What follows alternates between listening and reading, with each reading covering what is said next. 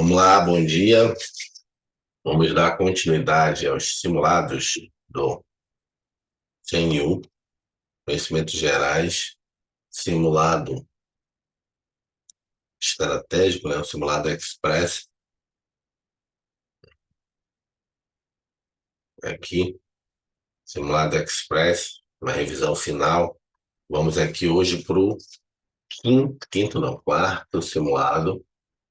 Vamos ver, vou botar para cá, vamos ver aqui o simulado quinto, já fizemos aí os três primeiros, esse aqui a gente vai ver também uma questão de políticas públicas, uma de desafios do Estado de Direito, e vai vir duas de cada, duas de ética, duas de diversidade, duas de administração, duas de finanças. E amanhã a gente também vai fazer o quinto nessa mesma distribuição, porque, assim, pelo que eu estou percebendo, eu acho que vai ser esse nível de prioridade. Políticas públicas e desafios do Estado é assim, pela quantidade de itens do edital, eu acho que vai ter menos questões, né? Então vai ser mais ou menos essa distribuição que a gente tem aqui da prova para dar as 20 questões. Eu acho que até menos aqui, de repente duas, duas e quatro, quatro, quatro, ou até, eventualmente, aqui a administração pública, pelo tamanho de assuntos que tem nessa disciplina, e nessa aqui tem até cinco, de repente, não sei. Só estou chutando. No domingo a gente vai saber, depois vocês vão me dizer.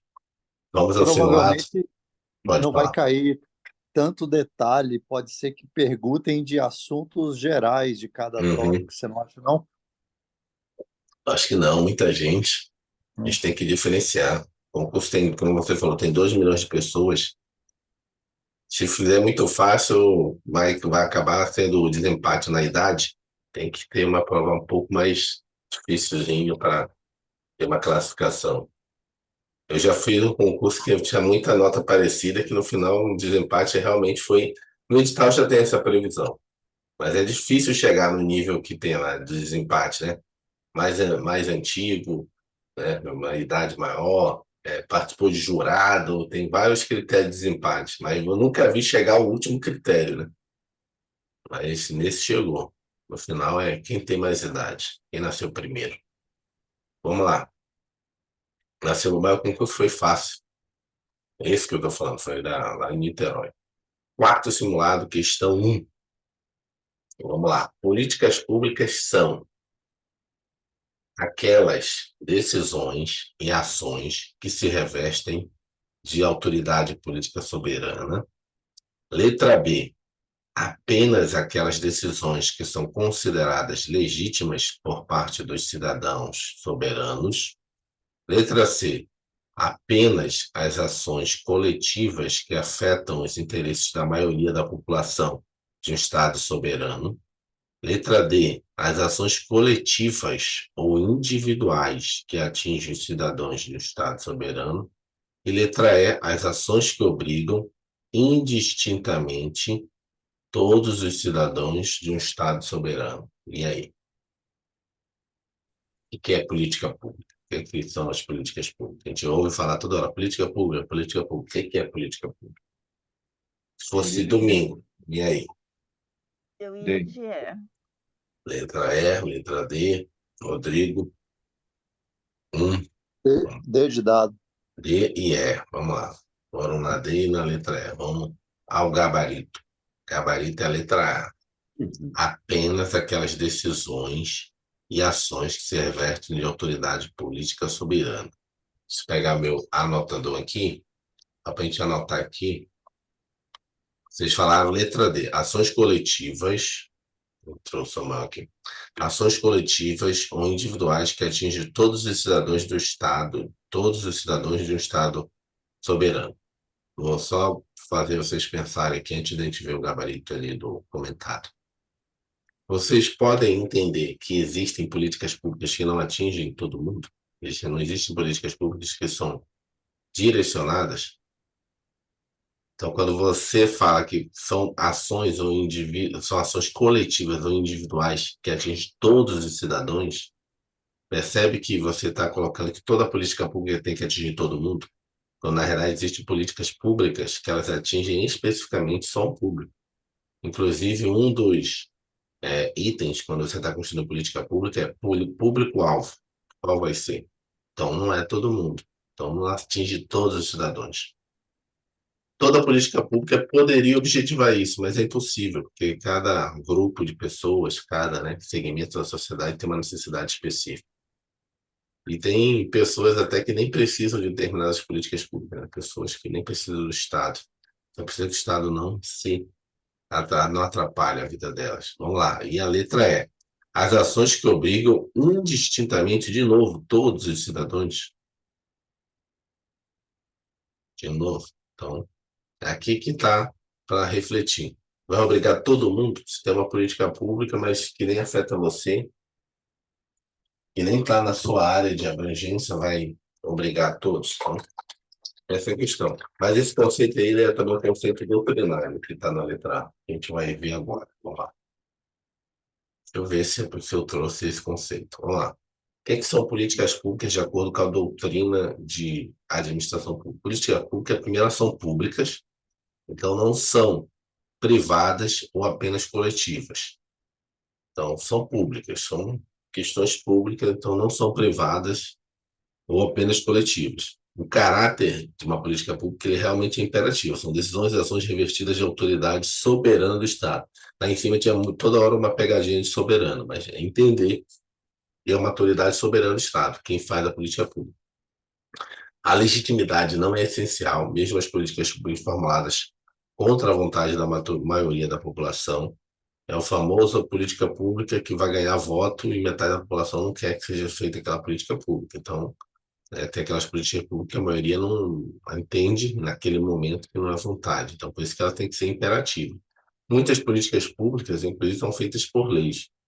Então, sendo lá, política nacional disso, é uma lei. Política nacional de direitos humanos, é um decreto. Então, você percebe que tem, de acordo com a nossa Constituição, artigo 5º, inciso 2, tudo o cidadão tem que deixar de fazer, né?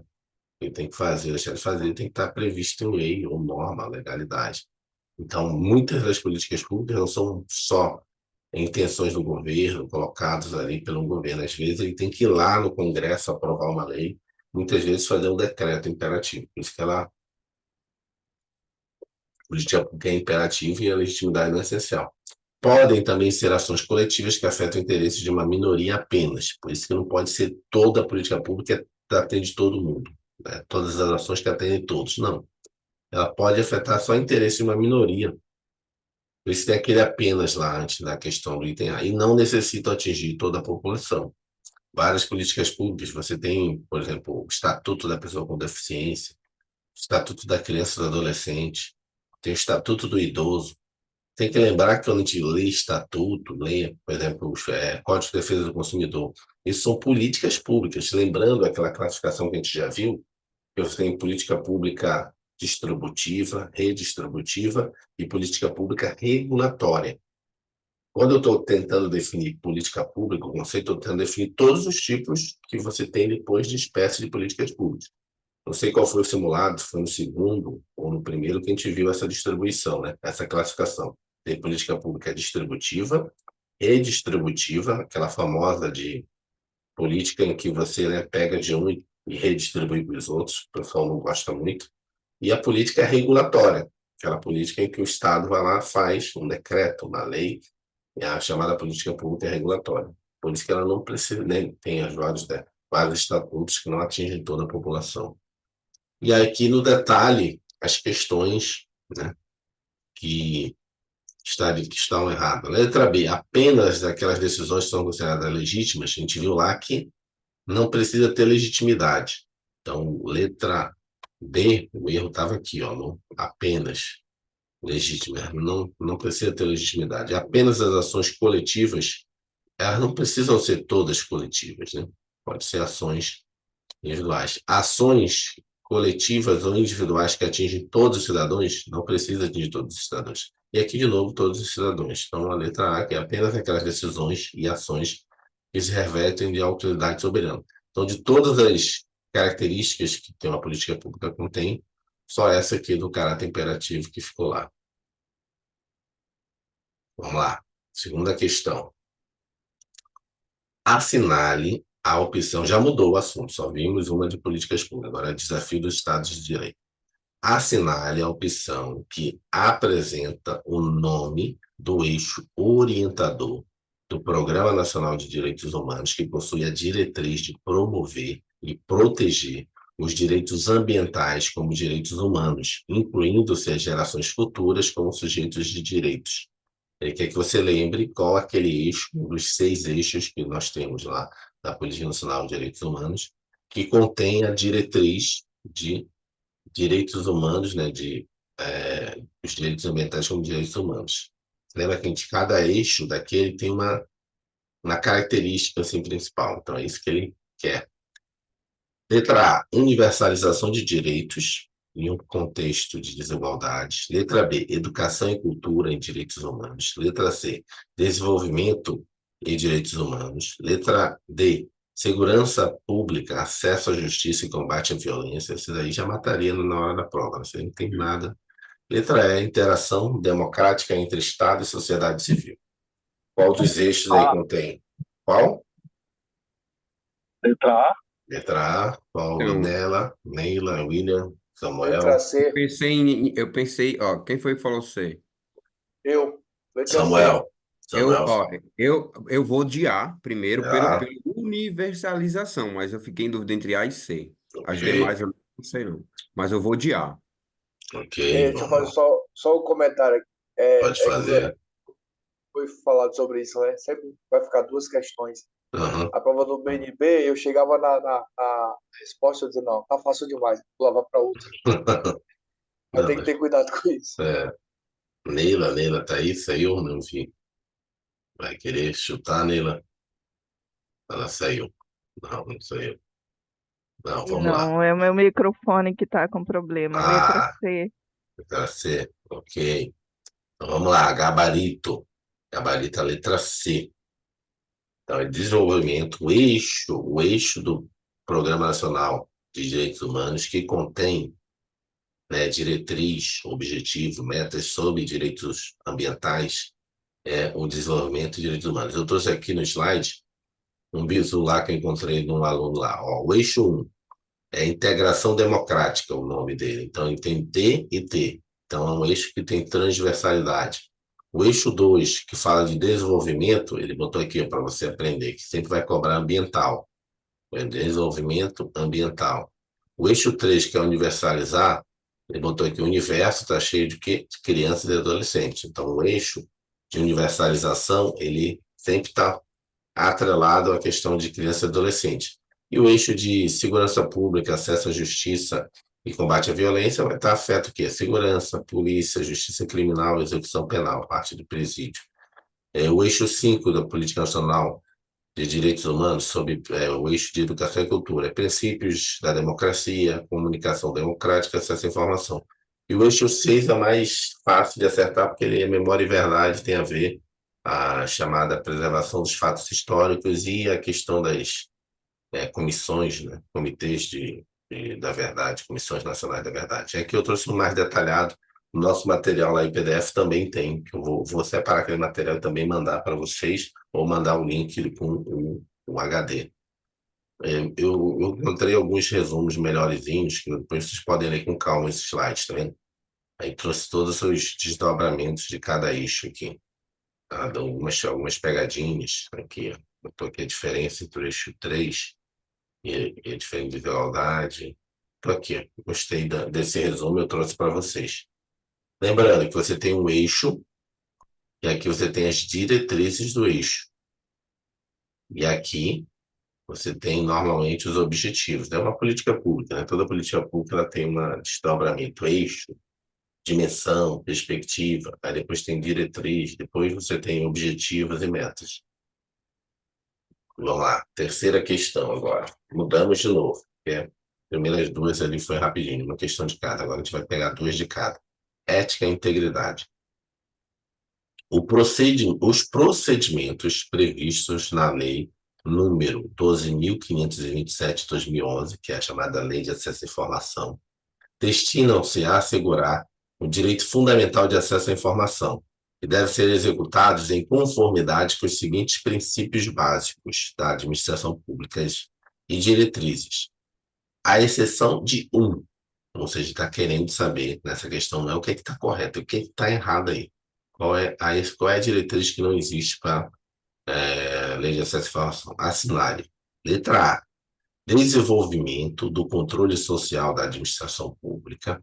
Letra B. Observância da publicidade como preceito geral e do sigilo como exceção. Letra C. Fomento ao desenvolvimento da cultura da transparência na administração pública. Letra D. Uso de meios de comunicação viabilizados pela tecnologia da informação. E letra E. Divulgação de informações de interesse público condicionada à solicitação do requerente. Qual é aí que não é uma diretriz da lei de Eu não acesso? gostaria de ser controlado, não. Não gostaria. Letra A. Assim, a meu ver, pode ser que esteja errado, né? Como Eu acontece. acho que é letra A também. Mas vamos lá, vamos pensar antes de falar. O que ele quer, o que não é uma Ó, diretriz da lei. O desenvolvimento do controle social da administração, você divulgar os dados, você não traria. Lembra que a gente fez uma questão ontem? Controle social, o que é? Na verdade, uma accountability vertical. Você tem acesso à informação, você faz a capacidade de você ter um controle social da administração pública. Aqui é você vendo como cidadão. Você desenvolve o controle social da administração pública. Por quê? Porque o cidadão passa a ter informação e pode questionar. Então, você tem o chamado, você lembra que a gente viu ontem uma questão de accountability? Horizontal são os próprios órgãos, um órgão fiscalizando o outro, e o vertical é o cidadão controlando a administração pública, fazendo accountability. Então, estou dando uma dica, se vocês quiserem manter, para vocês entenderem na hora da prova, lembrar, fazer essas conexões, essas interseções entre os conceitos. Letra D de dado? Letra D, letra A, e aí? Mais alguém? Vamos lá. Vou dar mais 5 segundos. 1, 2, 3, 4, 5. Acho que Pode falar. eu tô entre a letra D e a letra E. Ok. Acho que eu tenho Eu que também chutar. fiquei na dúvida, mas eu acabei indo na. Na último minuto, o fiscal vai dizer: não terá mais tempo para marcar o cartão resposta. Eu vou pegar, vou passar agora. Letra E. Divulgação Não. de informações de interesse público condicionada à solicitação. Onde é que está o erro É aqui? Ele queria a exceção. condicionada. Eu fiquei nessa dúvida da Condicionada. condicionada à Sim, solicitação. condicionado. Você não vai ter lei de acesso à informação, a Fiquei nessa transparência dúvida. ativa e a transparência passiva. Então, não é somente condicionada à solicitação do requerente. Porque se fosse somente condicionada à solicitação do requerente, a gente só teria na lei de acesso à informação a chamada transparência passiva, que é aquela transparência que o cidadão requer, que é essa aqui. Mas, na verdade, na lei de acesso à informação, uma das diretrizes é que seja a transparência também ativa. É aquela que, mesmo que o cidadão não requeira, você divulga as informações. Você tem um plano de dados abertos, você tem várias situações que não precisa que o requerente peça. Você vai fornecer, vai divulgar informações, independentemente de ter alguma solicitação sobre aquilo. Tanto é que esse chamado plano de dados abertos, por exemplo, na época que eu trabalhei nessa área aí, você o tempo todo tem que estar vendo, isso aqui gera dados, gera. Então tem que divulgar. Muitas vezes você não vai divulgar, você só diz que produz o dado. Se alguém vê lá que tem interesse, aí pode vir atrás desse dado. Vamos ver o gabarito comentado aqui para depois O você ver. portal da Então, transparência é consequência dessa lei, né? sim, a transparência ativa ali. Você não precisa solicitar, já está disponível. É o artigo 3º da lei, que diz o seguinte: os procedimentos previstos nessa lei destinam-se a assegurar o direito fundamental de acesso à informação e devem ser executados em conformidade com os princípios básicos da administração pública e com as seguintes diretrizes. É o enunciado da questão, né? É isso aqui, ó. O artigo 3º da lei é o contexto da questão. Princípios. Opa, foi mal. Afastei aqui. Princípio da administração pública e diretrizes. É isso aqui que ele fez. Só que ele falou: o que não tem? Qual o inciso que não contém lá? Então, observância à publicidade com o preceito geral e sigilo como exceção, já está lá, letra B, está certo.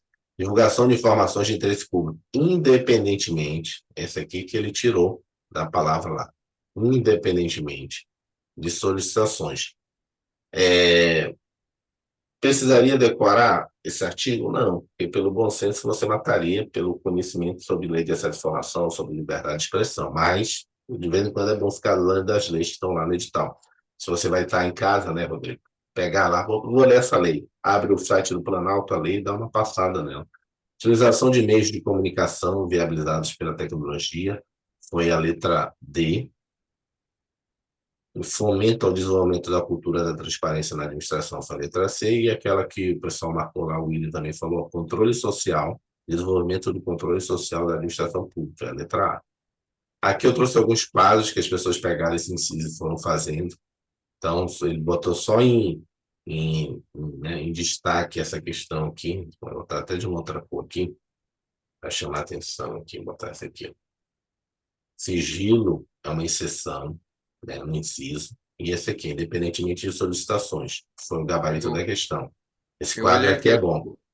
eu olhei aquele controle social como pejorativo, entendeu? Entendi. Por isso que eu fui nele. E aqui também tem um outro quadro, a gente não vai ler, não vou ler com vocês, mas fica aí para fazer a revisão aí, tá vendo? Ela deve publicar anualmente, 12 meses, então trouxe mais algumas informações que é bom dar uma lida.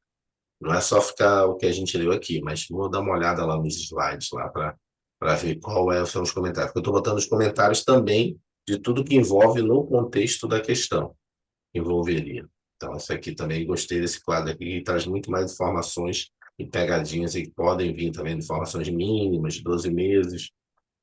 Vamos para a quarta questão. O decreto, ética e integridade ainda, simulado quarto simulado, questão 4. O decreto número 9.203, de 22 de novembro de 2017, dispõe sobre a política de governança da administração pública federal, direta, autárquica e fundacional. O comitê, que tem por finalidade assessorar o presidente da República na condução da política de governança da administração pública federal, é o Comitê de Governança Corporativa, Comitê de Auditoria, Comitê de Risco, Comitê Consultivo Independente e o Comitê Interministerial de Governança. Parece fácil, mas cuidado com as pegadinhas. E eu só estou pegando questões que tem pouco acerto lá no técnico. É. Eila, Rodrigo, William, Samuel, e aí? Você aprova? Prova é Tô hoje. nele também. Tem que marcar, Vou não tem chutar, jeito. é. Então, eu tava na Letra dúvida, E. mas. Letra E. Só desculpa, Samuel. Samuel ainda ia raciocinar, mas Não, letra E. tranquilo, mas era essa letra mesmo. Letra E. Onde é que ela está prevista? Está no artigo 7º. Diz o seguinte: o Comitê Interministerial de Governança, o CIG, tem por finalidade assessorar o presidente da República na condução da política de governança da administração pública federal. Artigo 8º-A. O Comitê Interministerial de Governança é composto pelos seguintes membros: o ministro de Estado-chefe da Casa Civil da Presidência da República, que o coordenará, seu coordenador, o ministro de Estado de Economia, hoje não tem mais, então dividiu aqui para Fazenda, Planejamento, Desenvolvimento, Indústria e Comércio Exterior, e mais Ministério do Trabalho. Todos os ministérios da Economia se separaram. De repente, quando ocorre isso na política pública, isso aí eu participei de várias vezes, de políticas públicas que aconteceram isso, você faz o seguinte, você chama todo mundo, opa, toda hora tá falando, chama todo mundo que se desvinculou daqui. Então, se eu estou lá nesse comitê, sendo secretário executivo, chamo todo mundo. Quem era o Ministério da Economia? Era o MENIDIC, Planejamento, Fazenda, Trabalho. Acho que tem mais alguém? Não sei. Planejamento, não sei. Você chamaria esses 4 que vão fazer as vezes do que era o antigo Ministério da Economia. Ministério do Estado da Controladoria Geral da União. Os membros poderão ser substituídos em suas ausências e impedimentos pelos respectivos secretários executivos. É o 02 do Ministério, né? Aqui tem um outro bizu que o cara fez aqui. E vamos ver o que eu peguei aqui. Não, aí já acabou. Não, peguei aqui, ó, o GIG, mais algumas informações, né? Funções do GIG: assessorar o presidente da República na definição e implementação da política de governança da administração pública federal, proporcionar diretrizes e orientações para a implementação da governança na unidade da administração pública federal, monitorar e avaliar a efetividade da implementação da governança, proporcionar a troca de experiências e boas práticas e divulgar informações sobre governança pública. Então, tudo isso é função do GIG. E aqui eu já trouxe a nova composição, né? Trouxe não, né? Peguei lá, porque isso é importante também você ter essas pegadinhas. Como no decreto original, tá, do governo anterior, tá, a questão de Ministério da Economia, pode cair, e não vai ter problema, cair a nova composição do atual governo. Então, hoje, a atual composição seria o seguinte: Casa Civil, quem substitui o Ministério da Economia? Seria o seguinte: Ministério da Fazenda, Ministério do Planejamento, Orçamento e Gestão, Ministério da... Errou aqui, Ministério da Economia, de novo, não existe. Controladoria-Geral da União, Procurador-Geral da República, Secretário-Geral da Presidência da República, Secretário de Controle Interno da Casa Civil. Teria que ver de onde ele tirou isso. Eu peço desculpas que eu trouxe, nem conferi. Teria que ver no decreto se já alterou esse artigo aqui, oitavo, desculpa. Depois eu vejo aí no final da aula, se der tempo, mas vê esse aqui. Esse aí vai ficar com um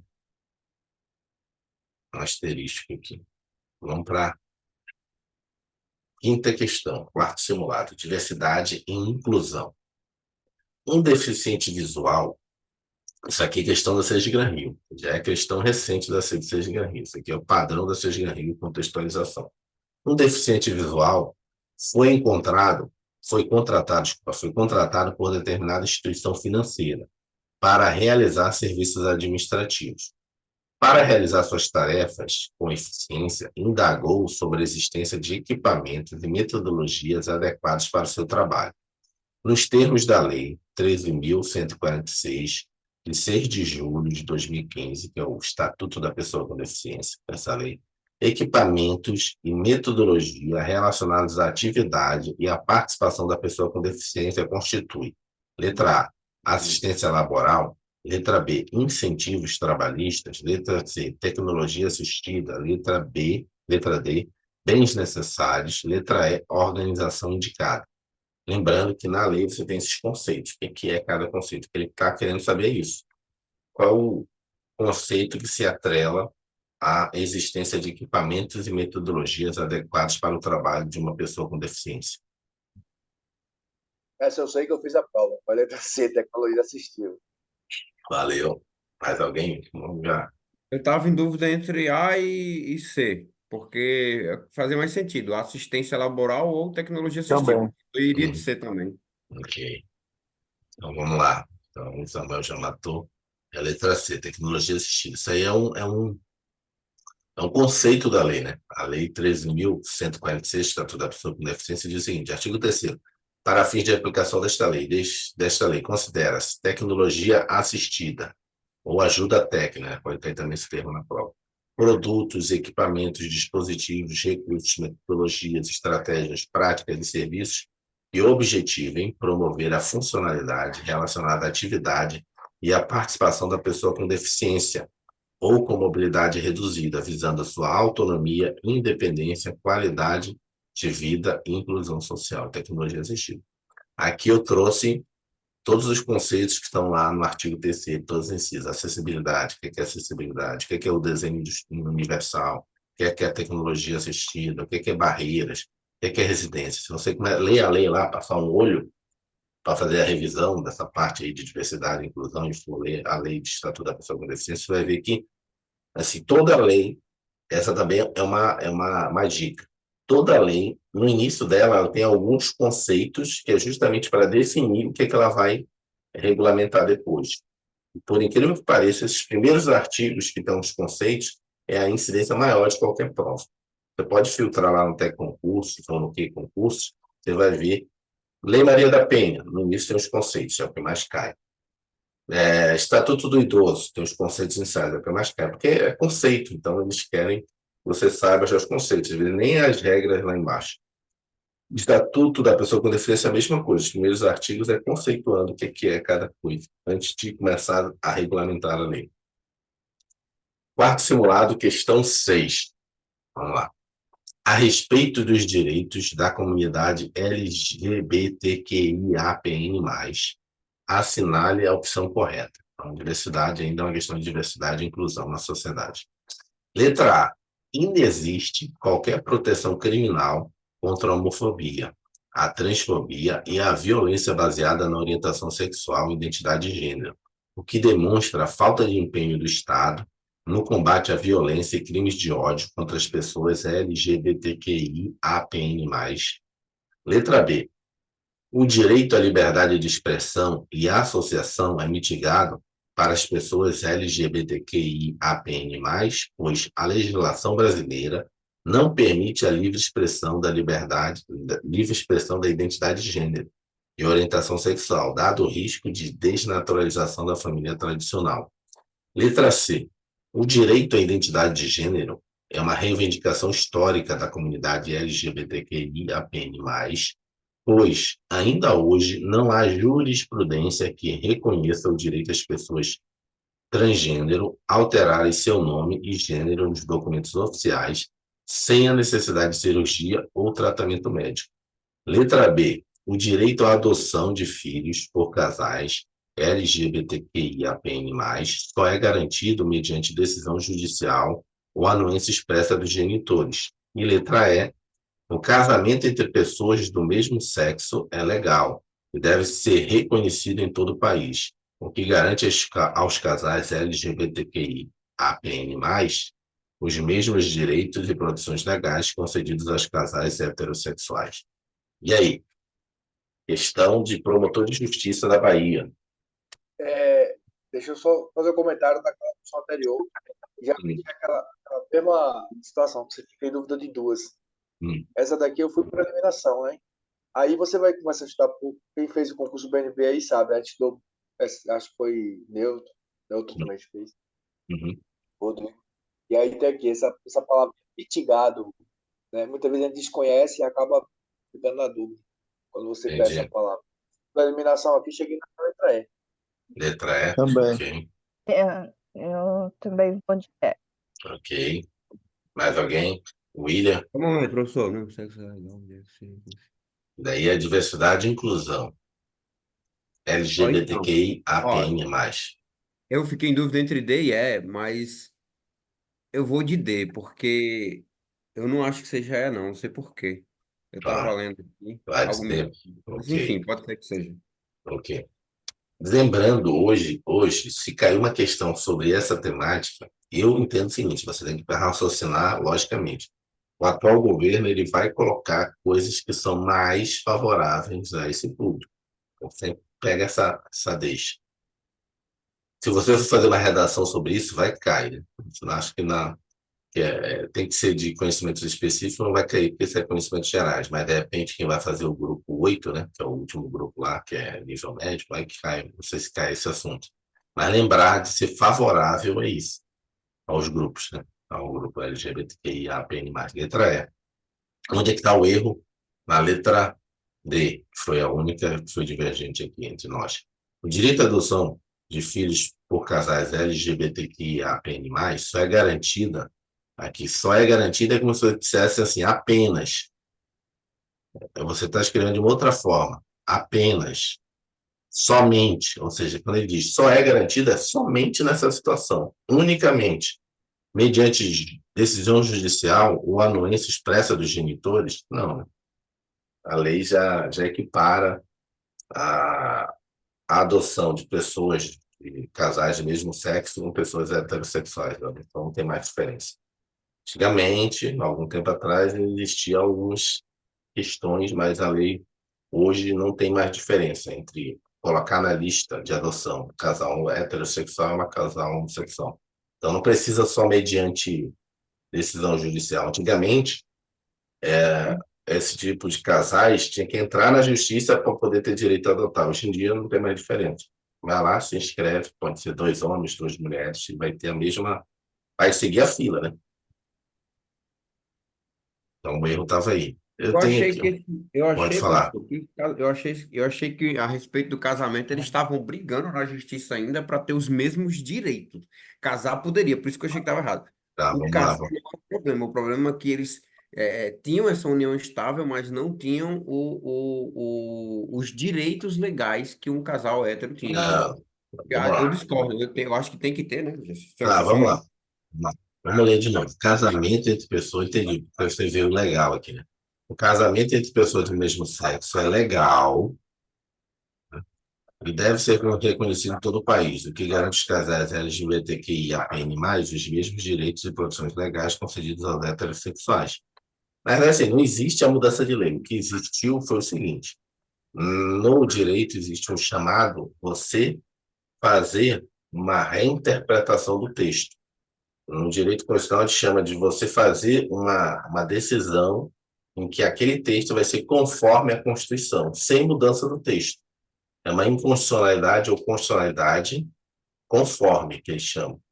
Então, não mudou. Se você olhar o artigo 1726 do Código Civil, o 100, 200 e, agora não sei, se acho que é 226 da Constituição Federal, vai estar lá, homem e mulher, mas interpretando conforme a Constituição e o avanço, esse homem e mulher é entendido como homem, mulher, mulher. O texto não mudou, mas Sim. tudo aquilo que se aplica no 1726 do Código Civil, dizendo a família é constituída do homem e da mulher, o casamento é constituído do homem e da mulher, entenda-se, não existe mais essa restrição homem e mulher. E tudo aquilo que se aplica para o homem e para a mulher no casamento, questões previdenciárias, licença, Bom, né? paternidade ou maternidade, tudo se aplica a isso. Seguro de vida, então não tem mais essa distinção. Inclusive, eu trouxe aqui, ó, o que está, onde está o erro de cada um, ó, discriminação, orientação sexual e identidade de gênero equiparável a crime, então é crime hoje em dia, transfobia. A afirmativa B, a legislação brasileira não proíbe a liberdade de expressão para essas pessoas. A alternativa C está parcialmente correta. No Brasil, a jurisprudência normativa administrativa que reconhece o direito das pessoas de transgênero a alterarem seu nome. Acho que a gente resolveu uma questão sobre isso ontem. Né? Em documentos oficiais, sem a necessidade de cirurgia ou tratamento médico. A gente até brincou aqui que você pode botar uma peruca e ir lá no tabelião e dizer o seguinte: olha, eu quero mudar meu nome de Edivan para Edivânia. Ele vai ter que fazer. Então, não existe mais essa questão de proibição de mudança de gênero. A letra D está incorreta porque no Brasil não tem mais essa diferença. Não depende da anuência expressa dos genitores e pode ser mediante um processo normal como qualquer outro. Tem aqui também as decisões do Supremo. Primeiro, assim, tem gente que às vezes até, eu trouxe isso aqui até para a gente saber realmente o que é cada letrinha. Então, lésbicas, gays, bi, trans, queer, questionando, intersexo, assexuais ou aromânticas, agênero, lá. O A, o P pode ser pan, poli. O N é não binárias e o mais, o plus, o mais in, mais outras situações. Mas vamos lá, a DPF 347 falou o seguinte: a homofobia e a transfobia, como forma de discriminação, configuram-se como graves violações aos direitos humanos, merecendo por isso mesmo a tutela jurisdicional adequada, inclusive com a criminalização de tais práticas. Então, transfobia e homofobia é crime. STF, ADI 4.275 do DF. A livre orientação sexual e identidade de gênero são direitos fundamentais assegurados pela Constituição Federal, não podendo ser objeto de qualquer restrição ou discriminação. CNJ, Resolução 203, artigo 1º. As pessoas transgênero têm direito à retificação do prenome, ou por que do CNJ? Porque o CNJ é que regulamenta os cartórios no Brasil. Então, a retificação do prenome do sexo em seus documentos pessoais independe, olha só, independentemente de realização de quê? De cirurgia, redesignação sexual, de tratamento hormonal. Então, não precisa, fez a cirurgia, não precisa comprovar nada. Tem que chegar lá no cartório, quero mudar meu nome. STF, recurso extraordinário 8 milhões, não, 8 milhões, não, 8.466.795. É inconstitucional qualquer dispositivo legal que impeça o reconhecimento da união estável entre pessoas do mesmo sexo, inclusive para fins de adoção. Trecho da ADI 4.227 do DF e a DPF 132 do RJ, do Rio de Janeiro. O Supremo Tribunal Federal, por maioria, reconhece a inconstitucionalidade da restrição do conceito de casamento civil à união entre homem e mulher, com fundamento no artigo 1º, inciso 3º da Constituição Federal. Por conseguinte, declara a validade jurídica do casamento civil para pessoas do mesmo sexo. Essa ideia que você tem, Miriam, acabou com isso aqui, ó. É instituído que essa união entre pessoas do mesmo sexo é o mesmo nível de um casamento. Não é mais só a união estável. Porque a união estável tem algumas diferenças entre união estável e casamento. Só que hoje, essa união, as diferenças hoje são praticamente mínimas. Só para ficar claro, entre união estável e casamento. Se você ficar em união estável, então, assim, questões sucessórias, assim, um pouco diferentes, mas questões patrimoniais não muda quase nada. Aposentadoria, sucessão muda. Mas a parte de seguro, a parte de questionar sobre, né, divisão de bens, sobre também filhos, se tiver A última adotados. vez que. Foi o que por isso que ficou confuso na minha cabeça foi a parte B ali mesmo, porque a última vez que eu vi, Sim, realmente, eles, é, eles, eles poderiam ter reconhecido essa união, mas os direitos em si, que estão atrelados à união estável, ao casamento, não, eles não tinham. E eu tava até falando, por quê, né? Ficava me perguntando, apesar, né? Eu ficava me agora perguntando, essa por aqui, que ó. não tem? Já que tem tudo, vive junto, conquista as coisas junto, por que não, né? A última Aí, visão Eu, é essa aqui. Pode eu falar, acho que Leila. em breve o casamento entre homem e mulher vai ser exceção. eu também. Jeito que vai indo a Sim, coisa. vamos lá. Daqui a pouco vai ter, e existem já esses pedidos, não sei se você sabe disso, esses pedidos de casamento entre espécies diferentes já. Já tem É, gente brigando para ser chamado de cachorro, de. sim, então já Espécie houve certificada. pedidos, A mulher casou com um cachorro, com um gato, já vi no exterior. sim, tem esses pedidos já. Não, já tem esses pedidos no Brasil, mas no Brasil é indeferido, mas já tem pedidos. Pessoas Eu sinto, reconhecerem uniões com outras espécies, né? eu sinto que eu sou de outra geração quando eu olho para essas letras, eu lembro que eu parei no LGBT. Já tem mais 5 litros dele. Tem que olhar o que significava as outras. É que o Ion botou um Z de zoofilia aí nesse É, negócio, sabe? vai ser zoofilia o próximo. Vamos lá, Não, professor, vai. desculpa, só para concluir. Assim, as coisas vão mudando de tal maneira. Eu lembro que o senhor falou que lá no Pará teve um habeas corpus para um cachorro, se eu não me Não, engano, né? Que Paraná, não Paraná, cabe. Ah, foi Paraná? Paraná. Tinha um Pará, não lembro se era Pará ou Paraná. Aí não cabe, mas lá eles deram. Então, se tiver Sim, uma questão dizendo é possível, é, acontecer, né? Na sim, prática, no em Brasil, Paraná. não sei. Que teve Tribunal de Justiça, Ministério Público do Paraná, então eu estudei isso, mas não fui fazer a prova, nem no TJ do Paraná, nem no Ministério Público. Mas acabou que eu tive que estudar, porque pô, lá poderia cobrar isso. Você pode entrar com uma ação em favor de um animal. A ação que eu estou falando não é para proteger de acordo com os direitos, legislação animal, é de acordo com a legislação que se aplica ao ser humano. Lá pode. Ou seja, consideram habeas corpus, que é uma, vamos dizer assim, uma ação intrinsecamente, historicamente ligada ao ser humano, entendeu? Do corpo humano. E direito de ir e vir. Mas vamos continuar aqui. Ainda tem bastante questões, ainda tem mais 4 aí pela frente. Então, já está no limite aqui, 7h20. Então, vou ser mais rápido aqui.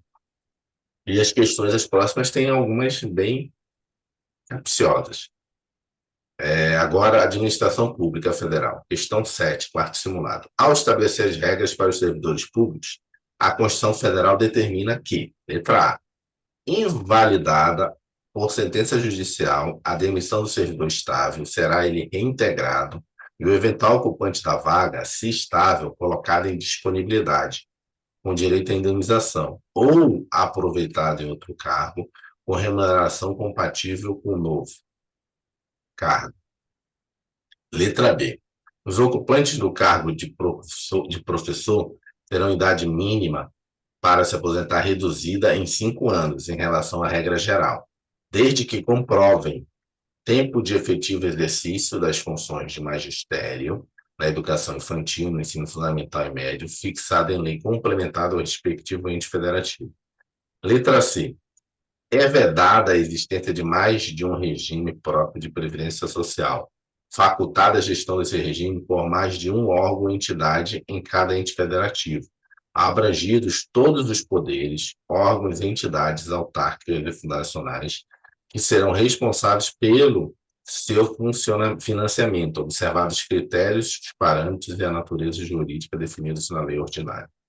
Letra D. É vedada a instituição de novos regimes próprios de previdência social, e lei ordinária federal estabelecerá os que já existem, para os que já existem, normas gerais de organização, de funcionamento, de responsabilidade em sua gestão, dispondo, entre outros aspectos, sobre os requisitos de seu aproveitamento e consequente migração para o regime geral de previdência social. E letra E, a União, os estados, o Distrito Federal, os municípios instituirão, por lei de iniciativa do respectivo Poder Legislativo, regime de previdência complementar para os servidores públicos ocupantes de cargo efetivo, observado o limite mínimo dos benefícios do regime geral de previdência social para o valor das aposentadorias e das pensões em regime próprio de previdência social, independentemente de opção expressa. Lembrando que está literal lá no edital de vocês sobre a administração pública, artigo 37 a 41 da Constituição Federal. Então, é uma dica também ler essa semana, que é o artigo que fala só sobre a administração pública na Constituição Federal. E essas itens aqui, só para aclarar para vocês, é literal de lá. Cada um desses itens aqui é um inciso lá do artigo 37. E aí? Letra A, B, C, D ou E? Eu fiquei em dúvida entre a B e a A. E. A, B. Mais alguém? Rodrigo, Eu vou de Samuel. A. Rodrigo, Samuel, Rodrigo ainda está aí, difícil, não sei. A B eu sei que tem essa lógica aí realmente dos 5 anos em relação à regra geral, alguns colegas professores. A eu cortei ela aqui porque esse direito de indenização aí está tão escuro, acho que. Uhum. E aí? Mas eu Vamos lá. citaria B. B. Vamos lá. O Rodrigo está meio calado aí, então vamos continuar. B de dado. B de dado. Vamos lá. Gabarito, letra B. Letra B. Vamos lá os erros aqui. Vou fazer, eu posso fazer lá pelo outro slide, mas vamos nesse aqui. Invalidada por sentença judicial a demissão do servidor do Estado, será ele reintegrado. Ok. O eventual ocupante do cargo, se estável, colocado em disponibilidade. Ok. Com direito à indenização, Samuel tinha não. razão. Não, com direito à indenização, Valeu, não, né? Samuel. Não tem direito à indenização. Você vai Foi indenizar o cara justamente por isso aí. quê? Aproveitado em outro cargo com remuneração compatível? Não, também, né? Isso aqui também está errado. É compatível com o salário que ele recebia. Sim, o novo cargo não. Ah, tá. Aqui, ó, compatível com o novo cargo. Aí o cara pode usar isso e sair de técnico para auditor da Receita Federal? Faz muito sentido isso aí, não. Vamos lá. É vedada a existência de mais de um regime próprio de presencial, facultada a gestão desse regime por mais de um órgão? Não. É só por mais de um órgão, não. Por um único órgão. É vedado, você tem que ter um único órgão. No governo federal só tem que ter um. No estado só tem que ter um. No município só tem que ter um. Você não pode ter várias previdências, vários órgãos de previdência. Em cada ente federativo, abrangido todos os poderes, órgãos e entidades autárquicas nacionais que serão responsáveis pelo seu financiamento. Observados os critérios e parâmetros definidos, natureza jurídica, não tem mais nenhum erro aqui. Abrangidos os poderes, entidades autárquicas nacionais que serão responsáveis pelo seu financiamento. Observados os critérios, parâmetros e natureza jurídica definidos na lei. Ah, errado aqui, ó. Falou de previdência complementar, de servidor público, é lei complementar. Fica ligado nisso. Por quê? Porque como envolve um direito que impacta muito no serviço público e para o cidadão, servidor público, a Constituição colocou que tem que ser uma lei mais rigorosa. A lei complementar, ela precisa de quórum qualificado, maioria absoluta. Então, toda vez que você... Só lembra assim, toda vez que vai afetar muito o servidor, isso tem que ser instituído por lei complementar. Porque senão se reúne lá no Senado, tipo, 40 pessoas, são 81, 41, votam lá uma coisa que é contrária ao servidor e está aprovado por 21 pessoas dos 80. Então, lei ordinária pode, mas quando afeta o servidor é lei complementar, principalmente previdência, né, que é uma coisa que afeta muito e é de longo prazo. Então, fique atento aqui a essas pegadinhas de lei ordinária. É vedada a instituição de novos regimes próprios de previdência social. Correto. E a lei ordinária, ó, lei ordinária, tá vendo? Falou de previdência, isso aqui é regime próprio, ele botou lei ordinária. Só ficar atento nessas pegadinhas.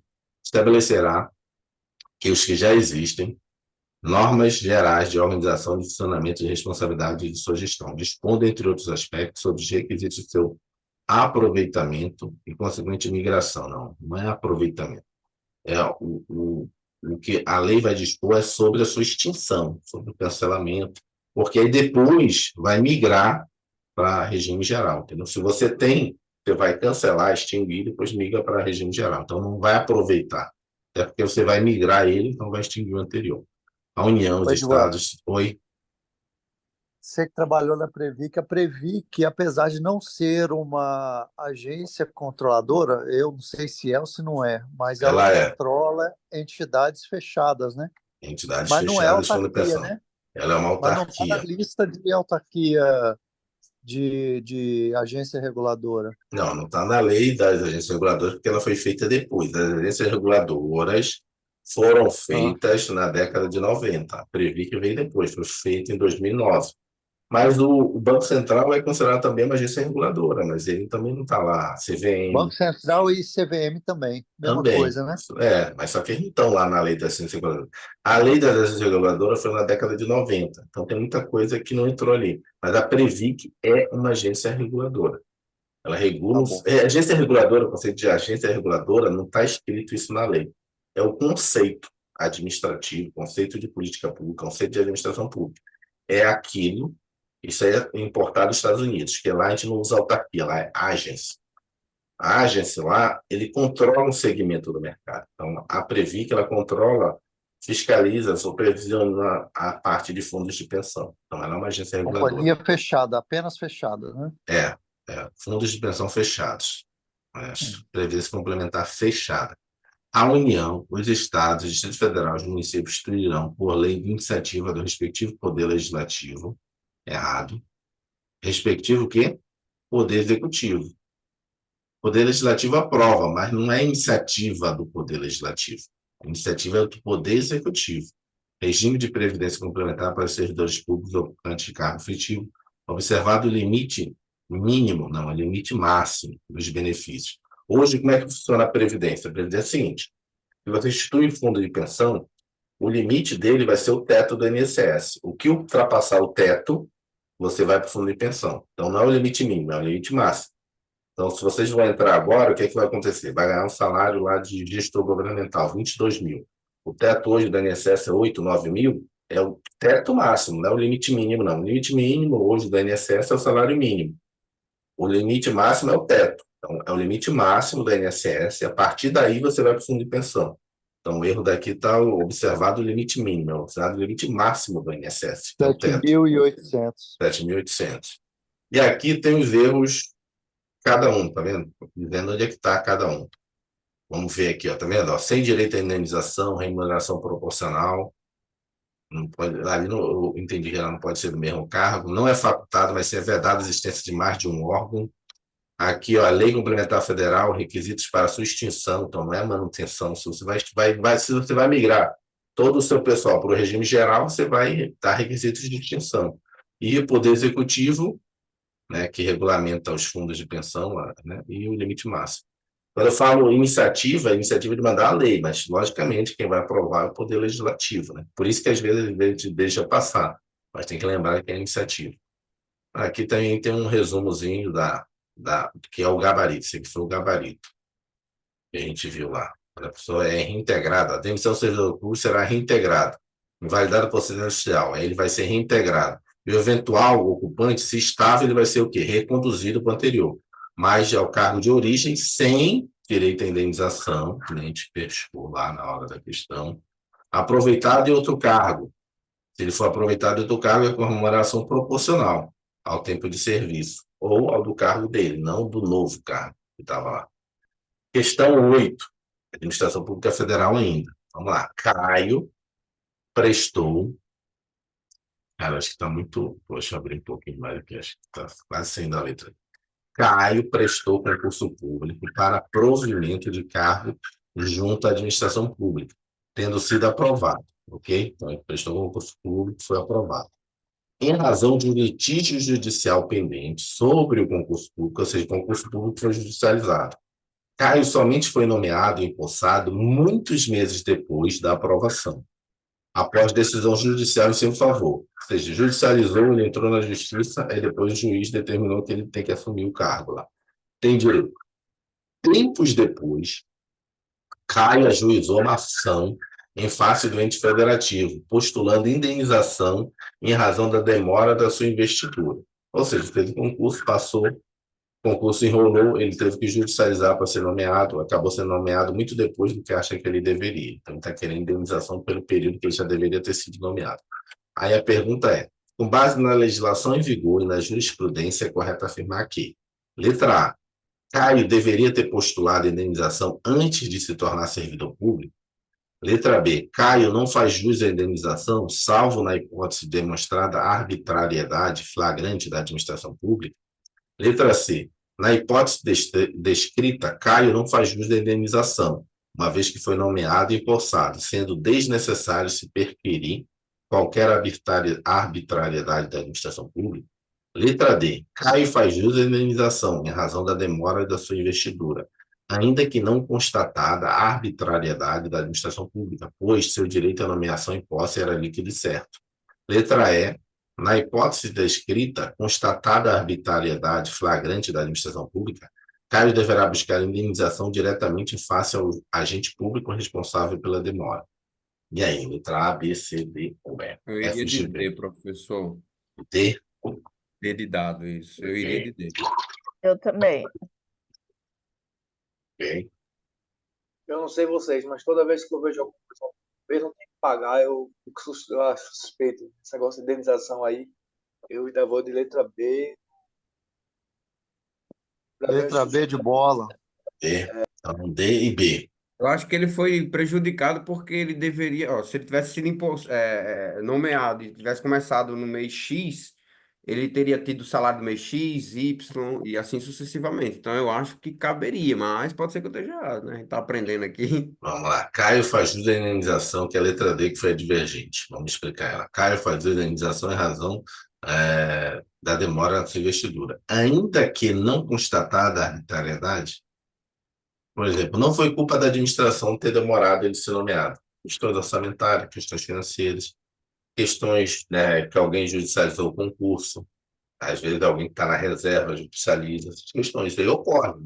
Tem concurso aí, concurso de cartório demora 5 anos para finalizar. O concurso do Rio de Janeiro foi o primeiro concurso que eu fiz da área jurídica, né? Logo quando eu acabei a faculdade, eu falei cartório aqui, em 2016. Agora está finalizando, ainda não finalizou. 2016, 17, 18, 19, 20, 20, Rodrigo aí 21, 22, da 23, Bahia. 24. Cara, 8 anos o concurso, ainda não finalizou. Ainda está judicializado de novo, porque teve um rolo de título. Então, e aí? E a pessoa que sempre foi certinho, aprovou, e vai ter direito à indenização? Essa é a questão. Então, o correto Até me é a letra falaram, B. Pode B falar. de bola. O mentor aí que está me ajudando Uhum. veio da Receita, aposentado da Receita Federal. Ele me disse que no concurso que ele passou, na verdade, ele passou nos primeiros lugares. Demorou mais de 2 anos para ele começar a trabalhar. Para ser chamado e começar a trabalhar. Os primeiros lugares, imagina. Vamos lá, onde é que está isso aí? Um julgamento, é o tema 671 do STF, dizendo o seguinte: na hipótese de posse em cargo público determinada por decisão judicial, o servidor não faz jus à indenização, sob o fundamento de que teria sido investido em momento anterior, ou seja, eu deveria ter sido nomeado antes, mas não fui, não tem direito à indenização. Mas só que tem esse pegadinho aqui que é o que está na questão, salvo se for uma situação de arbitrariedade flagrante. E é o que está na questão, salvo na hipótese de demonstrar a arbitrariedade flagrante da administração pública. Pois O que é eu arbitrariedade achava flagrante? Pode falar. eu achava que ele tinha direito, Essa- por ele ter tido o direito certo ali, por ele já ter passado por todos os trâmites, ele deveria ter. Assim, a minha Não, mas aí concepção. todo o concurso Aí demora, aí. né? Aí, É, se todo concurso que demorar e não foi culpa da administração, imagina lá pagar. Nós estamos Mas lascados, William. Eu e você não estamos. Panélia. Vamos lá. agora, Edvan, corre Vamos lá. risco, em último caso, de não ser chamado? Ninguém? Hoje, vamos lá. Não vou nem ler isso aqui, vou passar depois para a nona questão, mas não vou ler isso aqui, para eu poder explicar isso que o Rodrigo perguntou, porque isso já caiu em prova objetiva, discursiva, já caiu até em prova oral, essa questão. E vai cair Eu na nossa passei, prova. Se Deus quiser, vai vamos cair. lá. Eu passei dentro do número de vagas. Primeiro questão, passei dentro do número de vagas. Eu tenho direito, segundo o STF, subjetivo, vou tentar pegar uma questão amanhã dessa. Tenho direito subjetivo à minha nomeação. Mas até quando? Dentro do prazo de validade do concurso e a sua postergação, sua prorrogação. Ou seja, que nem essa que você falou aí, da pessoa que você conhece. Passou em primeiro lugar.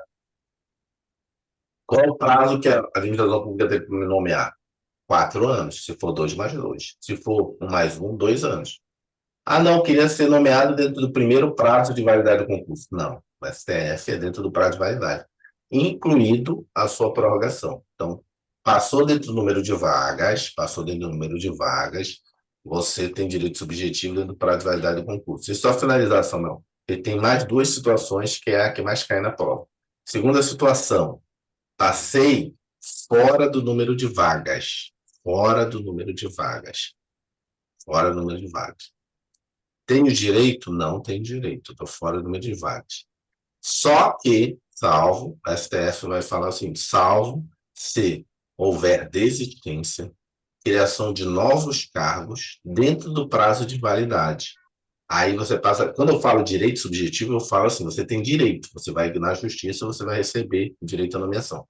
Se tiver o quê? Desistência de pessoas que foram chamadas e não foram nomeadas, criação de novos cargos dentro do prazo de validade. Você estava fora, você passou a estar dentro. E você Só vai não ter direito de ser entendi. nomeado. Cadastro de reserva está dentro disso que você está falando? Ou Cadastro não? reserva está dentro disso. Você está fora do número de vagas. Você não tem direito. Primeira regra é não ter direito. Você passa. Peraí, deixa eu só finalizar. Depois é o Samuel, depois é você, Vic.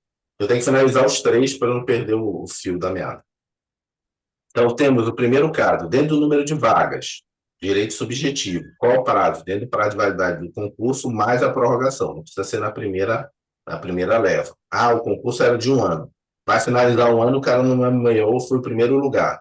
Calma, ele pode prorrogar o concurso e você vai ter que esperar até o final. Até o final do prazo de validade, vai ter que nomear. Aí você vai entrar na justiça. No caso da pessoa que está fora, ela não tem direito, fora o número de vagas. Por isso que todo concurso tem que dizer o número de vagas. O cara que está fora não tem direito, mas ele passa a ter direito se as pessoas que estão lá saírem ou for criar novos cargos, e aí você passa a ter direito subjetivo. O último caso, eu abro a palavra para o Samuel, depois que ele.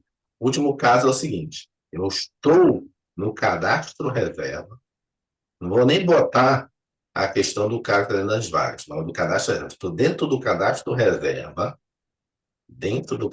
isso é decisão do Supremo, isso é bem polêmico. Estou dentro do cadastro reserva de um concurso. Estão nomeando dentro do número de vagas. Nomearam dentro do número de vagas. Está tranquilo. Estou dentro do cadastro reserva, nomeado dentro do número de vagas. Em vez de nomear os reservas, o Estado abre outro concurso. Eu estou na reserva, abriu outro concurso. E aí, primeira questão que chegou ao Supremo. Ele pode abrir outro concurso, tendo um concurso em validade, gente esperando? O Supremo falou, ok, não tem um problema. Segundo, a administração pública pode escolher os primeiros lugares daquele concurso para nomear do segundo concurso e preterir quem está na reserva desse? Essa aqui é a questão que se coloca. Entendeu a lógica? Essa outra situação, a terceira situação, eu estou dentro É do número de vagas. obrigado a chamar primeiro os que estão na reserva. Esse talvez não caia numa prova objetiva. Mas, segundo o Supremo, não cabe ao Poder Judiciário definir qual o critério da administração pública. O critério da administração pública é se ela chama os melhores colocados do segundo concurso ou os que ficaram piores colocados no primeiro. segundo o STF, como é que chama? É um mérito administrativo, é uma questão de escolha da administração pública. Porque você não teria direito, porque você está fora do número de vagas. E cabe o processo seletivo de um concurso público nada mais é do que uma licitação. E é aquilo que é mais vantajoso para a administração pública. O mais vantajoso é o cara que está melhor classificado ou o cara que está pior classificado. O cara que está melhor, ainda que seja no segundo. Mas isso é polêmico, por quê? Porque você cairia na segunda situação da primeira julgada do Supremo. Que seria o seguinte: você demonstrou que tem necessidade. Se você demonstrou que tem necessidade, você deveria nomear primeiro quem já está na reserva. Mas o Supremo não definiu que o cara da reserva seria nomeado, falou que ele não iria se meter. Isso é uma decisão da administração pública, de nomear os últimos colocados do primeiro concurso ou os primeiros. Isso seria mérito administrativo da administração.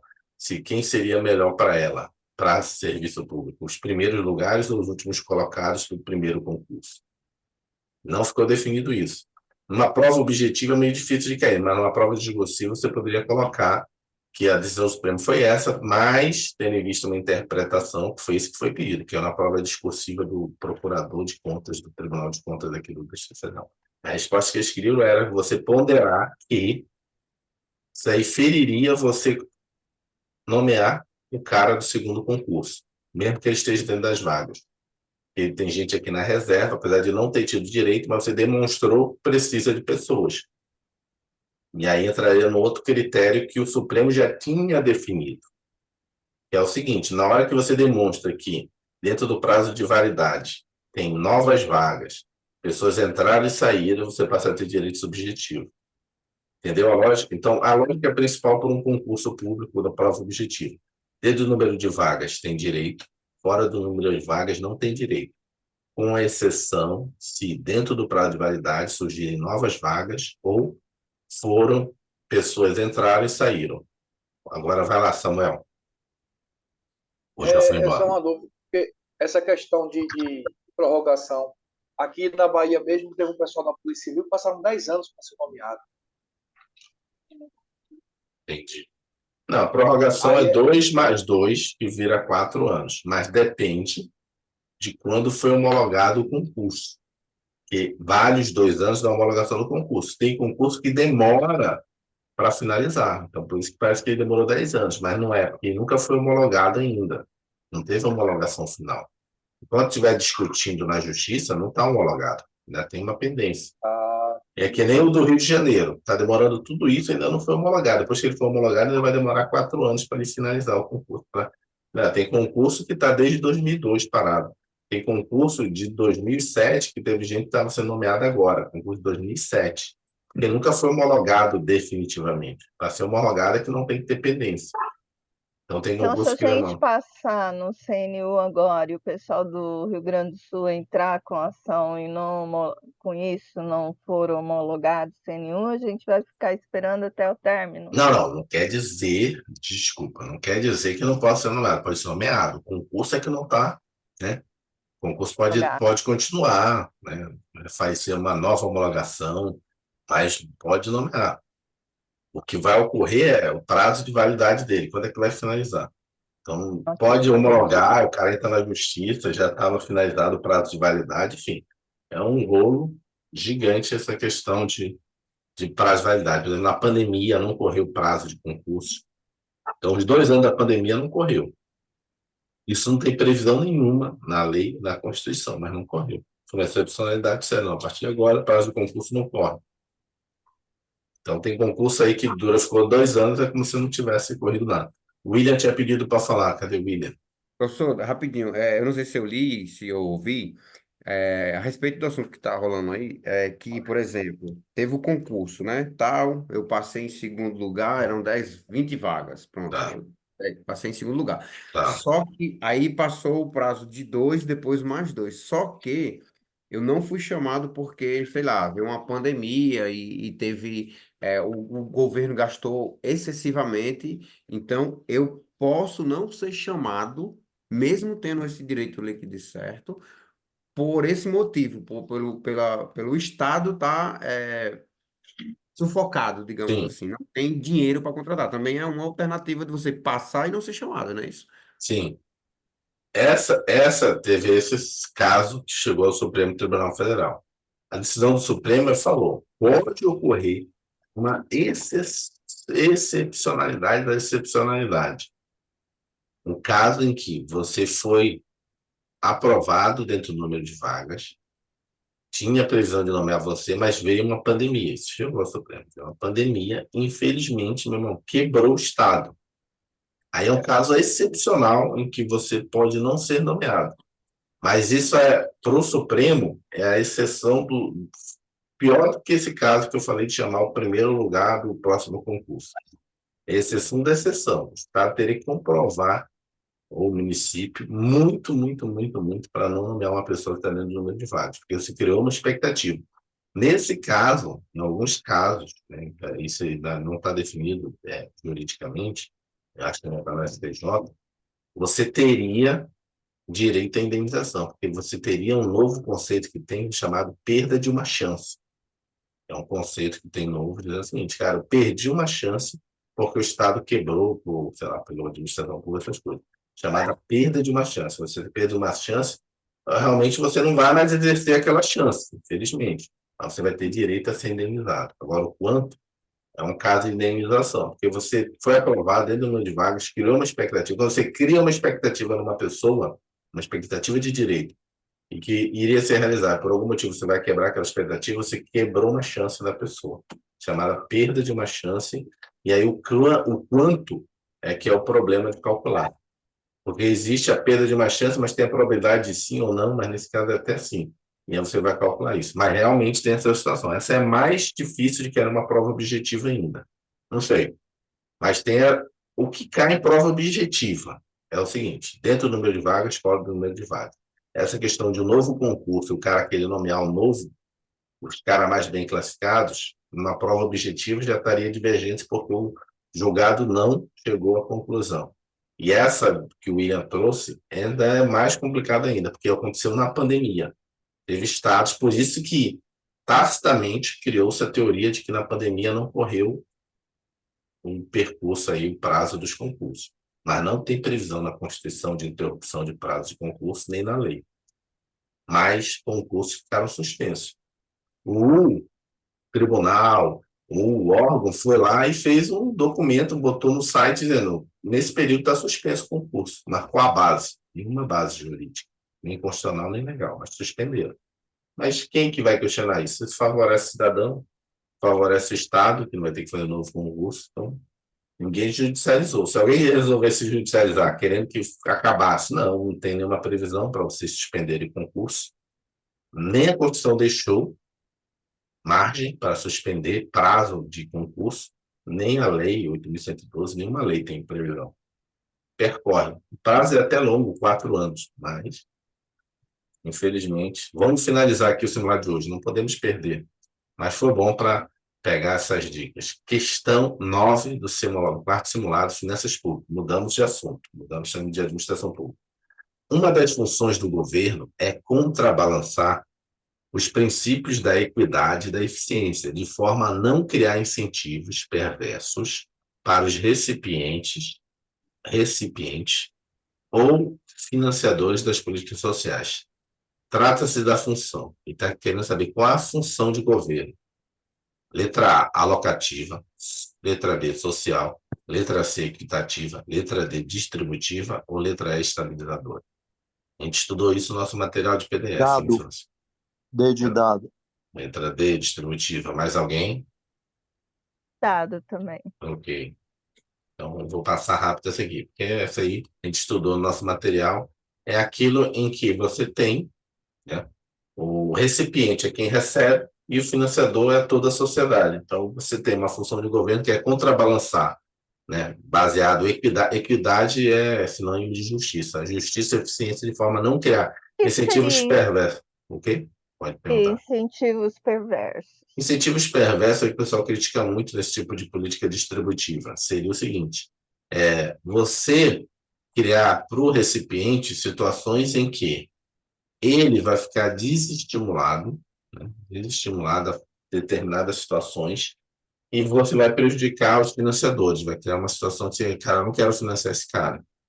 Incentivos perversos é o seguinte, o pessoal fala de, tipo assim, você dá tanto numa política pública, uma distribuição de política pública, você beneficia ele e ele não quer sair daquela situação. Bolsa Família, se você pagar muito dinheiro, você vai tirar a pessoa do mercado de trabalho. Você não está dando um auxílio para ela, você está dando um salário.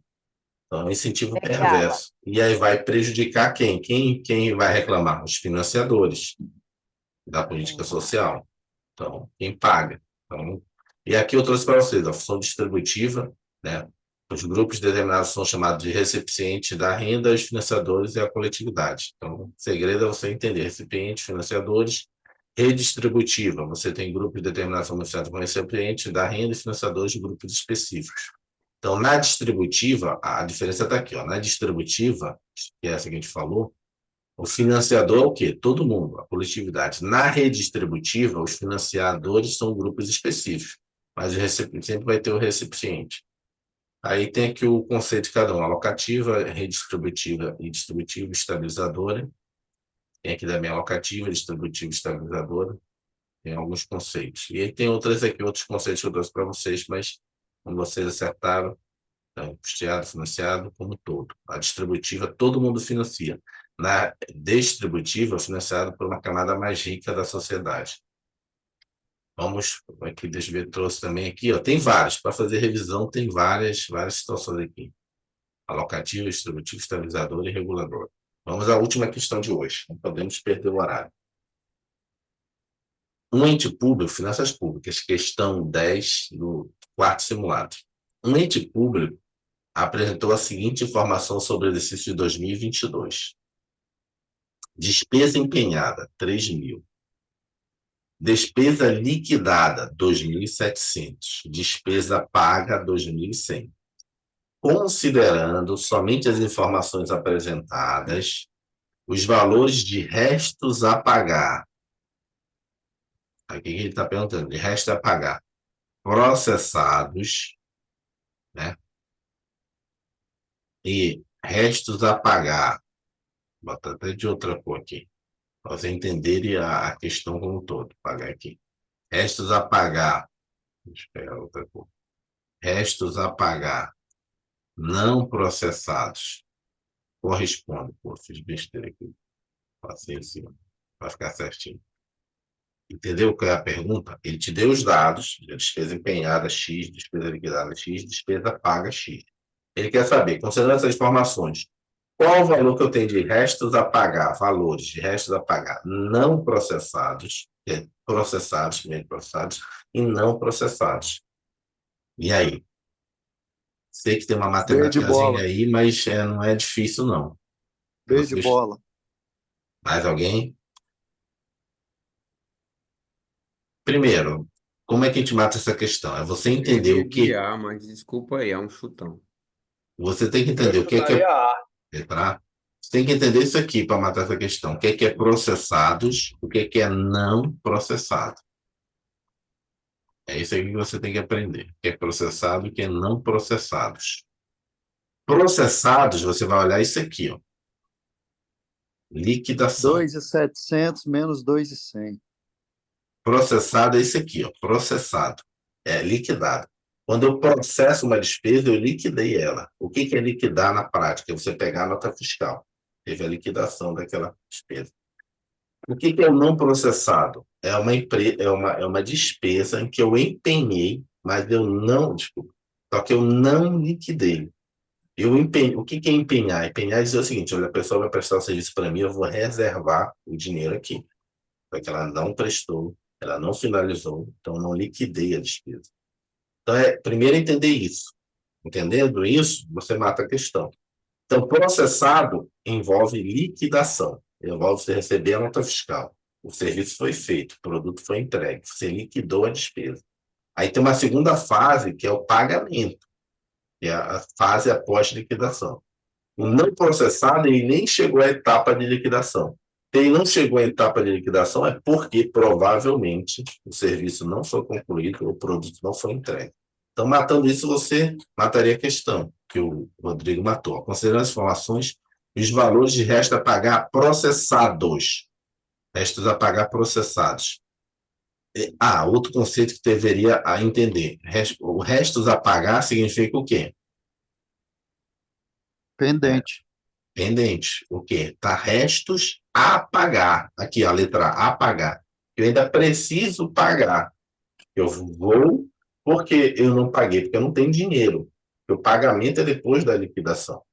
Então, restos a pagar significa assim, ainda tem que pagar, ainda tem a pagar.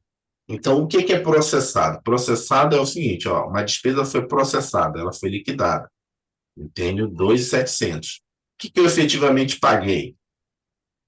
2.100. Ficou uma diferença de quê? 600. E vai ficar em restos a pagar processados. Processados. Por quê? Porque eu já liquidei. E o que ficou não processado foi aquilo que eu só empenhei. Ficou quanto? 300 aqui. Eu empenhei. Mas, Edvan, eu vou inscrever restos a pagar? Vou, porque eu fiz o empenho, a pessoa começou a fazer o serviço, começou a vir a entregar o produto, só que ela ainda não entregou. Mas eu tenho interesse que ela acabe o serviço. Eu tenho interesse que ela me entregue o produto. Mas eu não liquidei, porque na hora que eu liquidei, ela pega aquela liquidação e vai dizer assim, eu quero meu pagamento. E a liquidação dá o direito ao credor da administração pública de cobrar o pagamento. Como ela não me entregou a nota fiscal para eu fazer a liquidação, dar a nota de liquidação, ela recebe uma nota de liquidação, que ela prestou o serviço ou entregou o produto, mas eu quero que ela me entregue, eu chamo isso que eu escrevo em restos a pagar, mas isso é não processado, ou seja, não teve a liquidação. E diz, mas para que essa diferença na finança pública? É porque lá na frente vão ter características. Significa o seguinte, se eu passei o resto a pagar não processado para o ano seguinte, eu tenho que concluir no ano seguinte. Se eu não concluir, eu vou ter que cancelar. Cara, não conseguiu. Não conseguiu fazer esse ano, não conseguiu fazer no ano seguinte, eu cancelo. Não quero mais serviço ao produto, eu sou proibido. Agora, o processado, não. A pessoa já fez o serviço, já entregou. Se passou para o ano seguinte para pagar, não paguei, ainda vai continuar sendo escrito de novo. É chamado despesa de exercícios anteriores. Por quê? Porque a pessoa liquidou, ela tem o direito de receber. Ela entregou o serviço, ela fez o serviço e entregou o produto. Entendeu? Por que a gente tem que classificar isso? Quando não processado, no ano seguinte eu vou ter que cancelar. Agora, o processado, a pessoa já entregou o produto, já fez o serviço, então ela continua. Então, é a letra B. Entendeu? Então, esse conceito é importante. Aqui, ó, trouxe para vocês, letra B, trouxe para vocês o cálculo. É importante saber o seguinte, sempre costuma aparecer em prova, são os restos a pagar, que são as despesas empenhadas, mas não foram pagas no exercício. Então, restos a pagar são as despesas empenhadas e não pagas até 31 de dezembro. E elas são classificadas como o quê? Processados, passou pela fase da liquidação. Não processados, é uma despesa não liquidada, ou seja, não foi entregue, não tem nota fiscal, não tem nada. Eu tenho que classificar assim, por quê? Porque tem uma regra futura dizendo que o resto a pagar não processado, ele tem que ser feito no ano seguinte, ele tem que ser liquidado no ano seguinte, senão ele vai ser uma despesa. Cara, o cara demorou muito a entregar, tem um limite, né? Pela LOA, pela PPA. E aqui tem um cálculo para vocês, né, reverem aí. Passou pela liquidação 2.700, pagou 2.100, ficou 600. O resto a pagar não processado, despesa não liquidada. Você tinha 3.000 empenhado, tinha liquidado 2.700. Você vai não processar 300. Entendeu? Então, cálculozinho, mas podem cair na prova. Vou pausar aqui.